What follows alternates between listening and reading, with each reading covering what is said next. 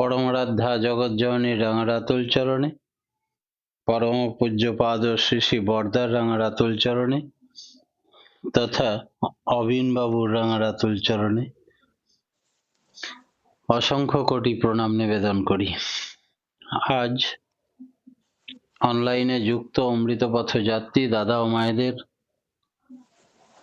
যথাযোগ্য স্থানে এবং ঠাকুরের পুত পবিত্র পাঞ্জাধারী কর্মীবৃন্দের যথাযোগ্য স্থানে আমার সশ্রদ্ধ আনন্দিত জয়গুরু ও প্রণাম জানাই।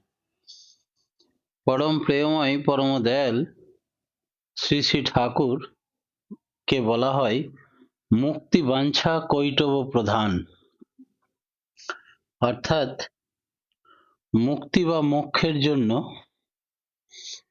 একমাত্র কৃষ্ণ বাঞ্ছা, অর্থাৎ যিনি কর্ষণ করেন, মানে মোক্ষ প্রত্যাশী পীড়িত যদি হয় কোনো ব্যক্তি, তাতে কৃষ্ণ তোমার চাওয়ার জিনিস থাকেন না। ভালোবাসা সেখানে নিবন্ধ রাখতে হয়। মোক্ষের প্রতি প্রীতি যদি হয়, আমি বলি ও দিয়ে কি হবে? ঠাকুর বলছেন শুধু তাকে ভালোবাসো, তাতেই তোমার মোক্ষ হবে। ধর্ম অর্থ কাম মোক্ষ সব হবে, শুধু প্রবৃত্তির থেকে মুক্তি হবে ইষ্টের প্রতি ভালোবাসা বাড়লে। আর ইষ্টের প্রতি ভালোবাসায় মুক্তি, প্রবৃত্তির হাত থেকে মুক্তি, এই হচ্ছে আমাদের জীবনের একমাত্র উদ্দেশ্য। সেই জন্য তিনি ছলে বলে কলে কৌশলে শুধু ঈশ্বরের প্রতি কি করে প্রেম প্রতি ভালোবাসা আমাদের বাড়বে সে কথাই তিনি আমাদের শিখিয়েছেন। আর ভগবান শ্রীকৃষ্ণের গুরুদেব তাকে শিখিয়েছিলেন সদা যোগযুক্ত ভাবা, সবসময় তার সঙ্গে যোগযুক্ত থাকলে এই প্রেম প্রীতি ভালোবাসা বেড়ে যায়। ইষ্টের প্রতি যত ভালোবাসা এবং যোগযুক্ত থাকা যায়, নাম আর নামী অভেদ জ্ঞানে নামের সঙ্গে যোগযুক্ত থাকা যায়, তত নামী পুরুষ তার ভেতরে সজাগ হয়ে জাগ্রত হয়ে থাকেন।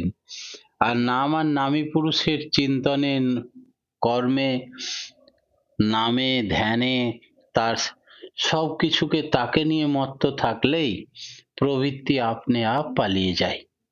তখন প্রবৃত্তির রাজত্ব শেষ, ঈশ্বরের রাজত্ব শুরু হয়। আর তখনই মানুষের বাঞ্ছিত উদ্দেশ্য ঈশ্বর প্রাপ্তি সফল হয়। আর জীবনের উদ্দেশ্য সুখী হওয়া। সুখী মানে প্রত্যেকেই আমরা সুখী হতে পারি যদি গোল বা গন্তব্য ঠিক থাকে। ঈশ্বরকে তো আমরা প্রথমে চোখে দেখতে পাই না, তাকে পাই ইষ্টের মাধ্যমে। আর ইষ্টের মধ্য দিয়েই আমরা তাকে ফাদারহুড বা পিতৃত্বকে বুঝতে পারি। এই ফাদারের মধ্যে তদর্থী যা কিছু তাই আমরা করব, তার নির্দেশিত পথে চলব। তাতে অশেষ দুঃখ আসতে পারে, আবার সুখও আসতে পারে, এমনকি মৃত্যুও আসতে পারে, তাতেও অনন্ত জীবন পেতে পারি। কারণ মৃত্যুটাই শেষ নয়, একটা জীবনের এন্ড ঘোষণা হয়ে যাবে না যে মৃত্যু হয়ে গেল মানে তুমি শেষ হয়ে গেলে। ঠাকুর বলছেন মৃত্যুর পরেও মানুষ সূক্ষ্ম শরীর ধারণ করে। ভগবান শ্রীকৃষ্ণ যেখানে বলেছেন যে জীবের কখনো মৃত্যু নেই, আত্মা জীবাত্মার মৃত্যু নেই, শরীরের মৃত্যু হয়। তাই শরীর ধারণ করে যতদিন সে থাকে ততদিন সে শরীরই। তারপরে শরীর শেষ হয়ে গেলে সে অশরীরী হয়ে সূক্ষ্ম দেহ ধারণ করে এবং শরীরী আত্মার যা যা গুণ সমস্ত অশরীরী আত্মার মধ্যেও সেই কালচার, সংস্কার, গুণ, বৈশিষ্ট্য লক্ষ্য করা যায়। আমরা সারা জীবন দিয়ে যা কিছু সংগ্রহ করি এই আচার অনুষ্ঠান কালচারের মাধ্যমে, সেইটা আমাদের সংস্কৃতিতে রূপান্তরিত হয় এবং মৃত্যুর পরে সেই স্বভাবের থেকে যায়, স্বভাব পরিবর্তন হয় না। তাই ঠাকুরকে প্রশ্ন করছিলেন, ঠাকুর মৃত্যুর পরে আমরা কেমন থাকবো? ঠাকুর বললেন সেটা তোমার হাতেই নির্ভর করছে। এখন এই জীবন থাকতে যত সুন্দর স্বভাবে পরিণত করবে নিজেকে, মৃত্যুর পরে তেমন সুন্দর স্বভাবেরই থাকবে। যদি কুৎসিত স্বভাবে পরিণত করে থাকো, তাহলে সেই কুৎসিত রঙেরই তুমি থাকবে। তাই কিরকম রবীন্দ্রনাথ ঠাকুরের জীবন স্মৃতিতে আমরা পড়েছিলাম, রবীন্দ্রনাথ ঠাকুরের খাজাঞ্চি মানে ক্যাশিয়ার, তিনি যখন মারা গেলেন তখন রবীন্দ্রনাথ ঠাকুর বালক। তার ইচ্ছা হলো যে খাজাঞ্চি মশাই তো হালে হালে মারা গেছে, তার আত্মাকে ডেকে নিয়ে আসবো প্ল্যানচেটের মাধ্যমে। তাই ঘরে বন্দি করে অন্ধকার করে একটা মোমবাতি জ্বালিয়ে তার সামনে একটা ফটো রেখে তার কথা চিন্তা করতে করতে সেই খাজাঞ্চি বাবুর আত্মা হাজির হলো। ছায়া মূর্তি দূর দূর করে কাঁপছে। বলে, আচ্ছা খাজাঞ্চি মশাই, মৃত্যুর পরে আপনি কোথায় আছেন, কেমন আছেন, ওখানের অবস্থা কিরকম, একটু বলবেন? তখন উনি এত রসিক লোক ছিলেন, বললেন, শোনো রবীন্দ্রনাথ, তুমি বেঁচে থাকতে যা দেখতে পাচ্ছ, মৃত্যু হওয়ার পরেই তুমি সেগুলো দেখতে পাবে। আমি মরে যা দেখতে পাচ্ছি, আমি কেন তোমাকে জ্যান্ত অবস্থায় জানিয়ে দেব? তুমি মরে দেখো, তখন দেখবে। বলে, আশ্চর্য রসিক লোক তো আপনি, মৃত্যুর পরেও আপনার রস কমেনি? তো বলে, শুনে রাখো, সজীব অবস্থায় দেহ থাকতে মানুষ যে প্রকৃতির থাকে, তার প্রকৃতির চেঞ্জ হয় না। আত্মা তার সংস্কার নিয়েই দেহ ত্যাগ করে, কর্মফল এবং সংস্কার নিয়ে দেহ ত্যাগ করে। তাই এই সংস্কার পাল্টানো যায় কখন? যখন সে দেহধারী হয়ে আসে, তখন সাধনার যন্ত্র হিসাবে তাকে শরীরটা প্রদান করেন ঈশ্বর দয়া করে। আর এই সাধনার শরীর নিয়ে সে নাম ধ্যান পুজো অর্চনা মানব অতিমানব মহামানব দেবমানবে পরিণত হতে পারে। তাই একটু কসরত করে অতি প্রত্যুষে ব্রহ্ম মুহূর্তে উঠে একেবারে স্নান আদি সেরে, অনেকে কাপড় ছেড়ে, প্রথমে ইষ্ট অর্ঘ্য নিবেদন করে নাম ধ্যান করে নিয়মিত এইসবগুলো অভ্যাস করে ফেললে তখন এই অভ্যাস চিরতরে থেকে যায়। তাই এই দেহ শরীর, সূক্ষ্ম শরীর এবং কারণ শরীর, তিন রকমের শরীর হয়। শুধু শুধু মানুষ যেন মনে না করে যে মরলে বাঁচি বাবা, অনেকে বলে থাকেন, তার মধ্যেও বাঁচার স্বাদ, মরে বাঁচতে চায়, অর্থাৎ সে সুখ চায়, শান্তি চায়, আনন্দ চায়, সেটা বেঁচে থাকতেও ইচ্ছা করলেই পেতে পারে। কি করে? সচ্চিদ আনন্দ, তার নাম পরমানন্দ, পরমেশ্বর, পরম ব্রহ্ম, পরমাত্মা। সেই সদ্গুরুকে আমরা পেয়েছি গুরুরূপে। যদি নামের মাধ্যমে নামী পুরুষকে আমরা সদা সর্বদা দর্শন করি, তার কর্মে চিন্তায় লিপ্ত থাকি, তবে আমরা সবাই সদানন্দ হিসাবে পরমানন্দে বাস করতে পারি। চাহে কিছু হয়ে যাক, শরীরের ব্যাঘাত ঘটতে পারে, ব্যামো হতে পারে। রামকৃষ্ণ ঠাকুর বললেন, শরীর সম্পদ, সম্পদ ব্যবহার করলে ট্যাক্সও দিতে হবে না। তাই শরীরের মাঝে মাঝে ব্যাঘাত ঘটবে বই কি, জ্বর হবে, অসুখ হবে, কষ্ট হবে, ঘা ফোট হবে, কিন্তু সেই জন্যে যারা সচ্চিদানন্দ ঘনকে নিয়ে পরমানন্দে থাকে, তাদের কোনো কষ্ট হয় না। শরীরের সঙ্গে মনের একাকার করে দিলে হবে না। মনকে ত্রাণ করে, তার নাম মন্তর। কিরকম? ঠাকুর রামকৃষ্ণদেব ক্যান্সার রোগে আক্রান্ত, গলা দিয়ে আর জল পেরোচ্ছে না। সেই অবস্থায় লাট্টু মহারাজ দেখতে এসছেন। লাট্টু মহারাজ বলছেন, ঠাকুর শুনলাম আপনার শরীরটা খুব খারাপ, গলা দিয়ে জল পেরোচ্ছে না, কেমন আছেন? ঠাকুর একগাল হেসে বললেন, খুব ভালো। বলে, দূর ঠাকুর, তোমার ক্যান্সার হয়েছে, মৃত্যু মুখে মৃত্যু শয্যায় শুয়ে আছে, এখনো বলছো খুব ভালো। তখন বললো, ও শরীরটা ভালো নেই, শরীরের যাবার সময় হয়েছে, কিন্তু মনটা ভালো আছে। মনটা মন্তর নিয়ে আছে কিনা, তাই মতিলাল দা বন্ধ করবেন। তারপরে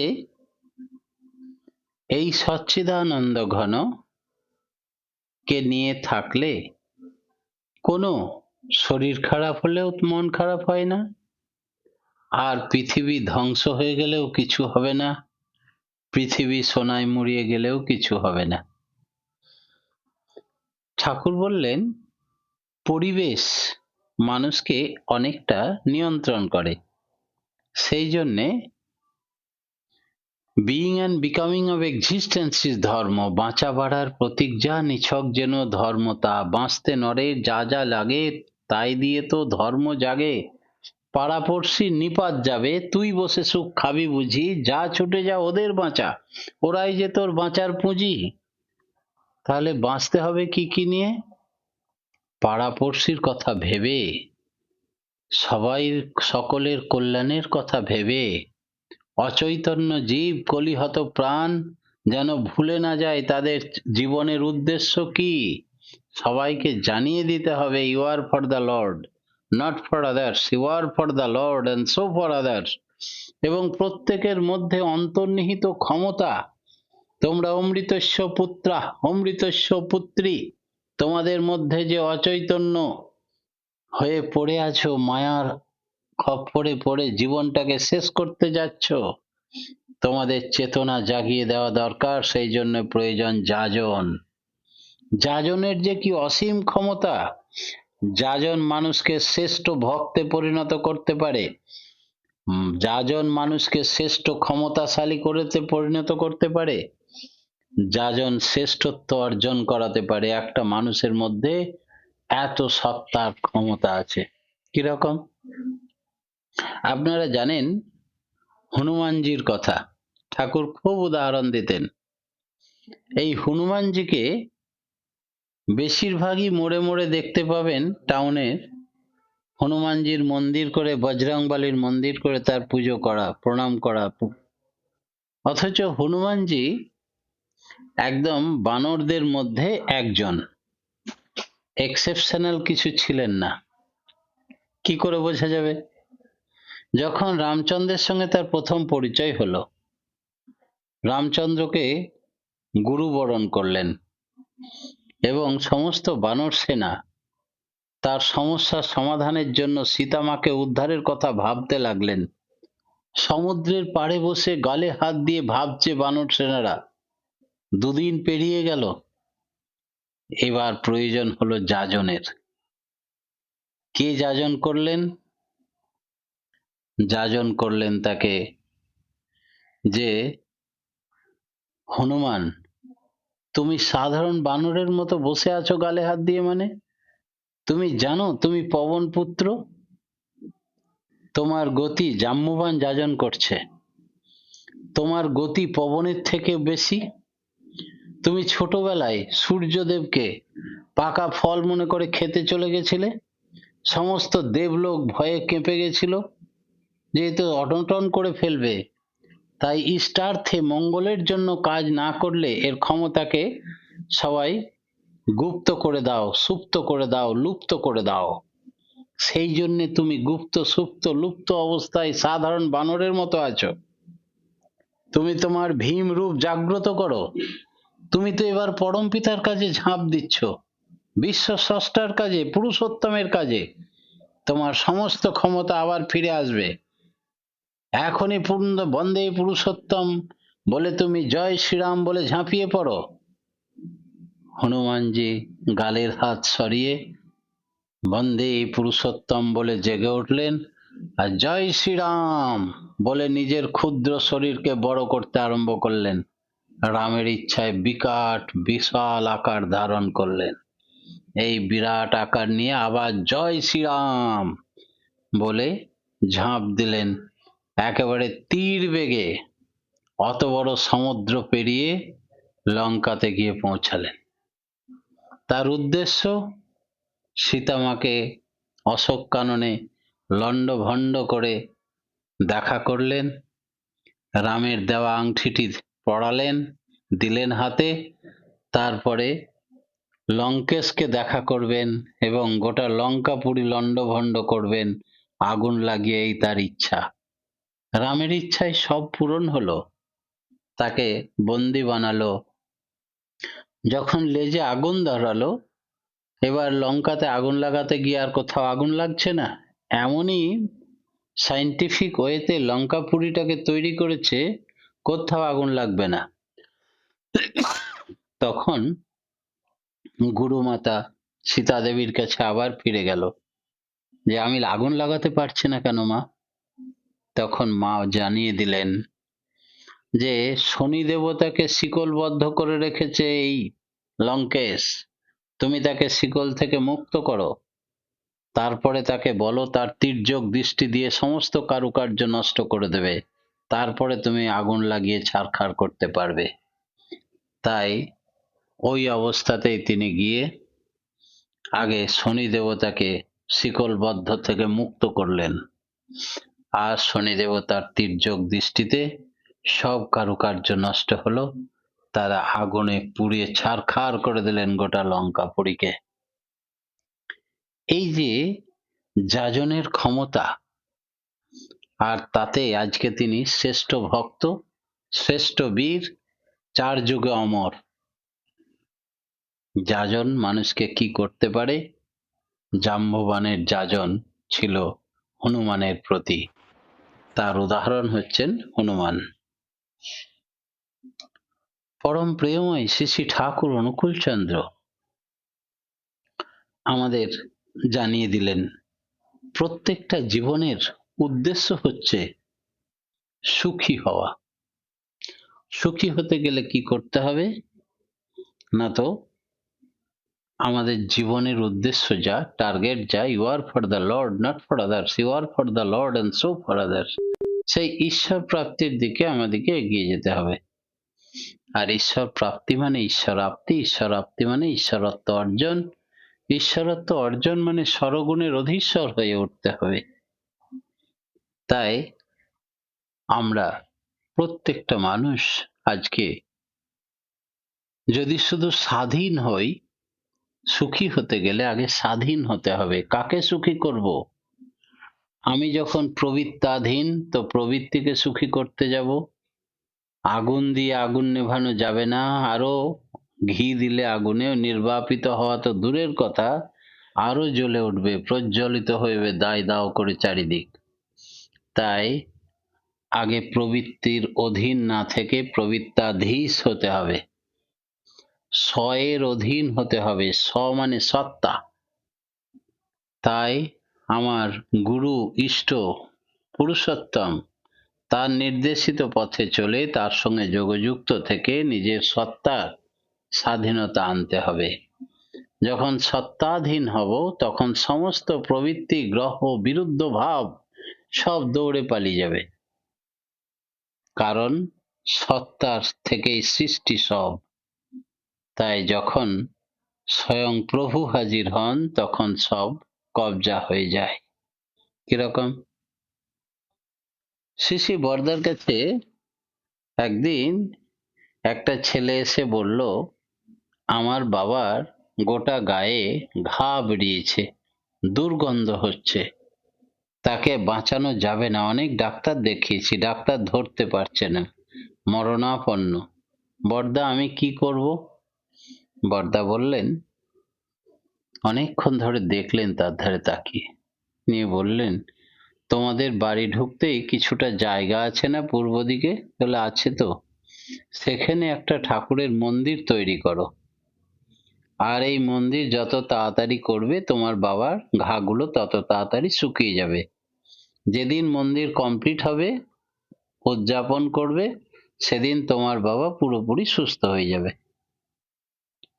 সবাই আশ্চর্য হলাম আমরা, আচার্যদেব পূজ্যপাদ দাদা সহ আমরা সকলেই শুনলাম কথাটা। ঘায়ের সঙ্গে গলিত দুর্গন্ধ ডাক্তার ধরতে পারছে না, তো আচার্যদেব শ্রী শ্রী বরদা কোনো ডাক্তারের কথা ওষুধের কথা না বলে মন্দির তৈরি করার কথা বললেন। মন্দির করলে রোগ সারে না ঘা সারবে? এ আবার কি রকমের চিকিৎসা? বর্তমান আচার্যদেব তো অন্তর্যামী, ঠাকুর বলেছেন আমি আর বড় খোকা টাকার এপিঠ ওপিঠ দুজনেই একই। তাহলে আমরা এটা কি শুনলাম? বেশ মাসখানেক বাদে আবার সেই ছেলেটি এসে বলছেন, বরদা আপনার কথা মতো মন্দির উদ্বোধন হয়ে গেছে, আমার বাবা পুরোপুরি সুস্থ হয়ে গেছে, তাই বাবাকে সঙ্গে নিয়ে এসেছি, এই আমার বাবা। সেদিনও আমরা ছিলাম বসে। সঙ্গে সঙ্গে আচার্যদেব শ্রী শ্রী বরদা মৃদু হাসলেন, খুব ভালো। আর পূজ্যপাদ দাদা আমাদের সবাইকে বললেন, সবাই একসঙ্গে হাত জোর করে হাঁটু গেড়ে বসুন আর কাতর প্রার্থনা জানাই। আমি বলি, বলে সবাই আমরা বসলাম। পূজ্যপাদ দাদা বললেন অগ্রণী ভূমিকা নিয়ে, বাবা আপনি কে? কিভাবে মন্দির তৈরি করলে মানুষের অসুখ সেরে গেল? আপনি এই বিধান দিলেন কেন? আপনি কি কোনো ডাক্তারের কোনো ওষুধের কথা বলেছিলেন? বললেন না। তাহলে কি করে সম্ভব হলো? শ্রী শ্রী বরদা বললেন, ও যখন আমাকে বলছিল আমি তখন ওর ধারে তাকিয়ে এর আগের জন্ম দেখতে পাচ্ছিলাম ওর বাবার। ওর মধ্যেই ওর বাবা লুকিয়ে আছে। আগের জন্মে দেখলাম ওর বাবা সমুদ্রের ধারে জন্মগ্রহণ করেছিল এবং মাছ ধরার পেশায় নিযুক্ত ছিল। সমুদ্রে যেত রোজ মাছ ধরতে, আর সেই মাছ ধরতে গিয়ে একদিন হাঙরে কামড়ে দিয়েছিল ওকে। আর সেই হাঙরে কামড় দেওয়ার জন্য এত রক্তপাত হয়েছিল যে রক্ত দেখে সে নিজেই হার্ট ফেল করে দিয়েছিল। হাঙরের যে বিষ সেটা তার প্রস্ফুটিত হবার সুযোগ পেল না, তার আগেই মরে গেল। এই বয়সে তাকে হাঙরে কামড়েছিল। সেই বিষ সংস্কার নিয়ে মানুষ নতুন দেহ ধারণ করে, তাই কর্মফল এবং সংস্কার অনুযায়ী তাকে এবার হাঙরের বিষটা ভোগ করতে হবে। তো সেই জন্যে হাঙরের বিষ ফুটে বার হচ্ছে। ডাক্তাররা তো এই জীবনের কথা ভাবে নিয়ে ওষুধ দিচ্ছে, ধরতে পারছে না। আমি আগের জন্মে দেখলাম, সেই জন্য ধরতে পারলাম। তো